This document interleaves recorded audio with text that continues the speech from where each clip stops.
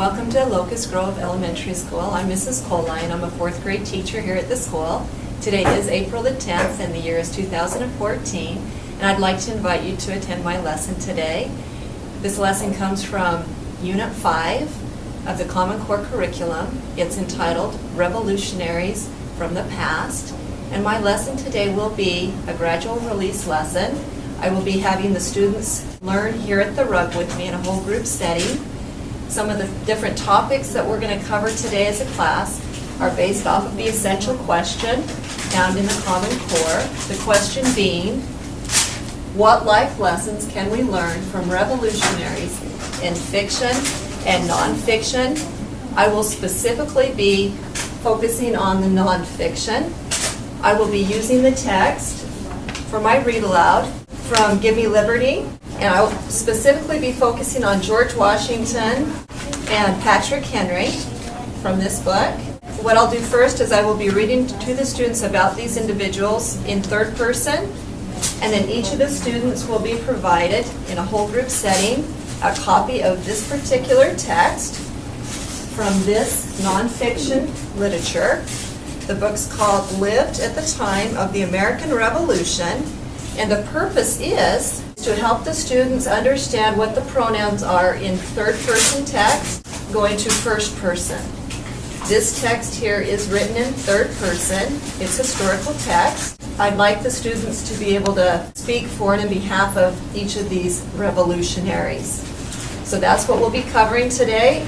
After the students are able to work these proper nouns like George Washington, they're going to know that they need to take it from George Washington and make it into I, changing the verbs when needed. And also during our whole group instruction, I will be having some students come up after we discuss these two historic individuals.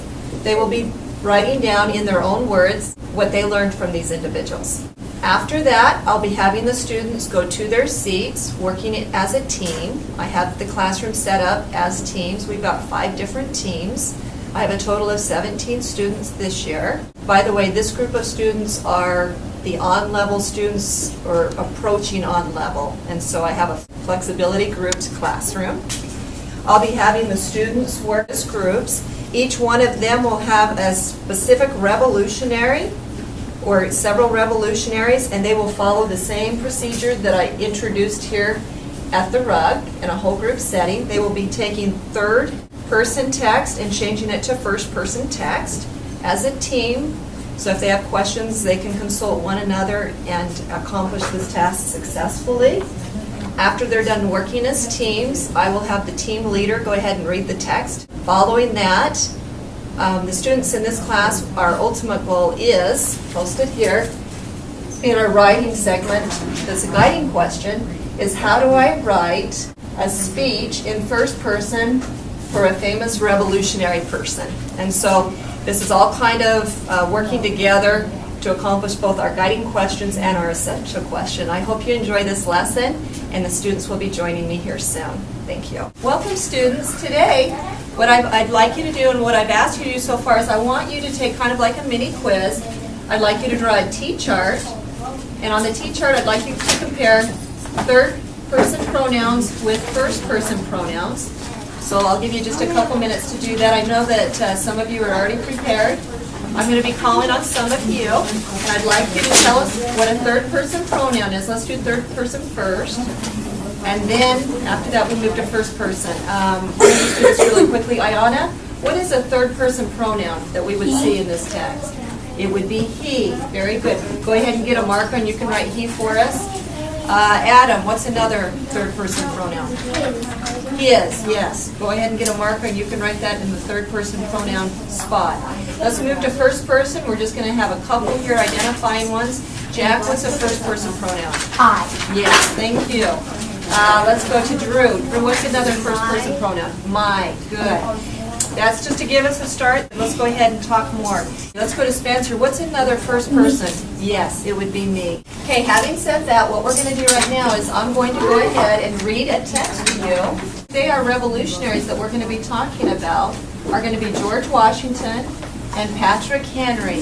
Boys and girls, if you have already learned a little bit about George Washington, give me a thumbs up. Let's see if you've got some good background knowledge.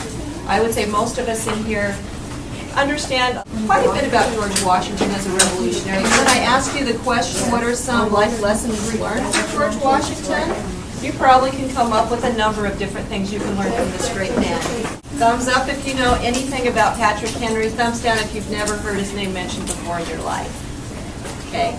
Boys and girls, these are the two different revolutionaries we're going to talk about for the next few minutes. Let's first start with a man that lived from 1732 through 1799. His name was George Washington.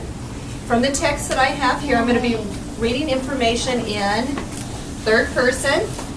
This text here is written in third person.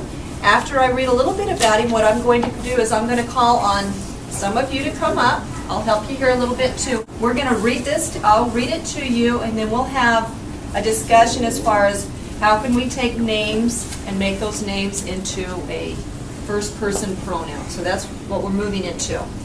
But to begin with first, I want you to hear what does third person sound like. If you open up a history book, it's going to sound something like this. And if I were you, whenever you hear me say a pronoun, this third-person pronoun, I want you to sparkle it. We've done this before. Yes. So here's some text. Be a word detective for the third-person pronouns found within this text that I read to you. Okay, so again, anytime you hear a third-person pronoun from my read aloud, you're going to sparkle it. Here we go. Forget the wooden teeth and the cherry tree. They're both myths. But George Washington, there's third person right there, a name, did have false teeth, several sets of ivory and cow's teeth, and telling lies wasn't his style. Good. George's father, a Virginia planter, died when he was a boy.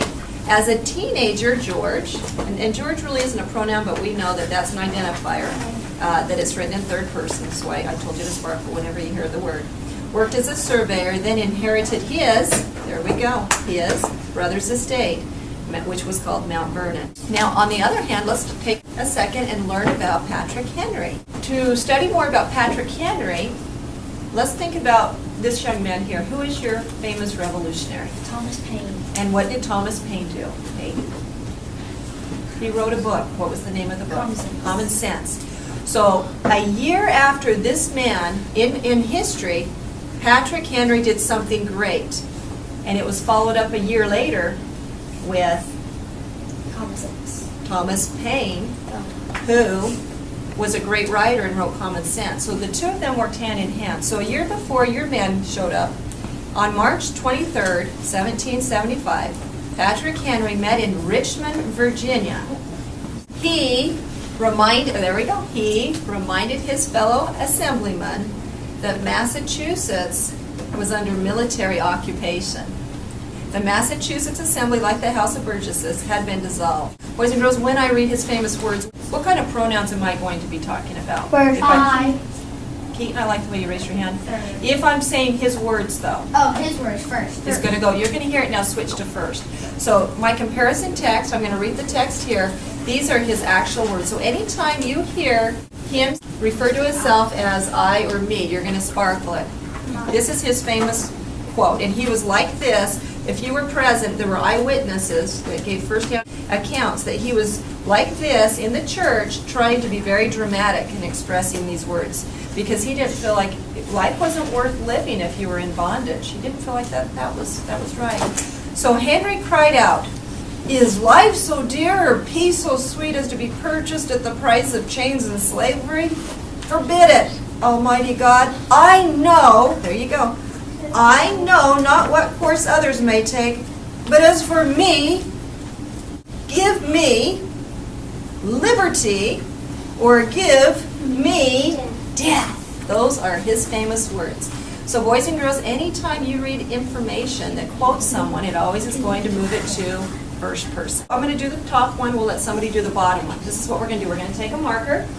We are going to go on the lookout, and we're going to change the text now from third person to first person. So the first thing that has to go, all of a sudden I'm going to become George Washington. Okay, so we're no longer studying history about him. I am now George Washington, and I'm telling you about myself. And this is what you're going to be doing as you're researching, and you're going to be writing your own speech representing this person. So the first thing I'm going to do is I'm going to take its name off, and what am I going to put above it? Which pronoun? It's the I. Am. And then we have to follow it up with a verb. I am, I'm going to say I am, and we could say George Washington, or we could just say I am a planter and soldier from Virginia. So I'm going to now call on one of you. You're going to read to us the way you did your editing. You made some revisions. And then we're going to have you come up and change it on our classroom text. Let's have Carson. Carson, go ahead and read loudly, please. I from Virginia is known as the son of thunder. Because of my patriotic speeches, I started many people thinking about freedom when I said, give me liberty or give me death. That was fantastic. Now, I'm going to question something on your first sentence. Again, read it to me one more time, and let's see if it makes sense, because remember, sometimes when we change pronouns, we also have to make sure we include verbs. I from Virginia. And does that make sense? I from Virginia. What do we need to add to the I? Am. I am from Virginia. I am from Virginia. Go ahead and get a marker, whichever marker you'd like, to make some modifications on our text here. I've read all of your text. We were not being filmed at the time, but I had all of the students come up. I've previewed, I've made modifications for the students. So I know each of my students at this point are going to be leaving this setting with work that will help them in writing their own speeches. Hi, I'm working with the teammates here at Team 2. This is my team leader. What's your name? This is Spencer. We've been working, I've been listening to them. They've worked as a group and they're ready to read their sentences. It should be in first person. Let's see how you all did, Spencer. I am John Adams. I'm Benjamin Franklin, and I'm Thomas Jefferson. We're the most well-known advocates who wrote the Declaration of Independence. Jefferson did the most actual.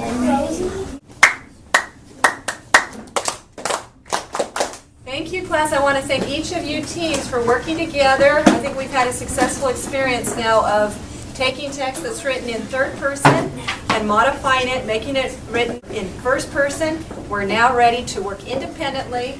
We're ready to write our speeches. I want each one of you to actually feel like you're being transported in time. We've done our research on these people. It's your job now, just like it was for Thomas Paine. He used powerful words to make a point. Each of you have the power within you to be great speakers, just like Patrick Henry was a great speaker. So think about how you're going to use your words, and you're going to be coming up and sharing your speech with our class. And you're going to be a revolutionary who did do something to change history. Now, if you're sitting there and not knowing how to start writing your speech, I have provided an example here, Benjamin Franklin. I had done some research. I do want you to have your introductory sentence or your statement to be, I am, for instance, I am Benjamin Franklin. I am a revolutionary because and I've told you, class, I want you to give me 2 text-dependent evidences of what you did to change history. So I need 2 different examples here. You can tell me what you did. I chose, I'm an excellent communicator and a gifted writer. I put, I am known as one of the founding fathers. And then you can say that this changed our history. And then you need to use your sentences. I've asked for at least 5 paragraphs. You can tell me a little bit about where you were born, what year you were born. Tell me some of the things you like doing. And then I want you to go in and tell me what you did to change history. So you'll have a paragraph for the first thing. Give me another paragraph for the second thing that you did to change history. And then I want a concluding paragraph that goes back and restates those great things that you did. Any questions, class, on how we're going to independently work on this today, and we're going to work on our speeches? Keaton. I wanted to keep nothing neat, but can I write stuff, because I forgot to put why he's a revolutionary up right here. So what Keaton said is he's already done his first draft, what we call a rough draft. Yes. And what we'd like you to do is take your rough draft, go back in, you can make carrot tops and make some modifications, make some revisions, because this is the first time we're working on this with all of our forces. We've done our research. We understand how to write in first person. As a reflection, I had the students come back to the rug and we discussed some of the life lessons that we had learned today from the Revolutionaries. Several students wrote their sentences on the chart paper.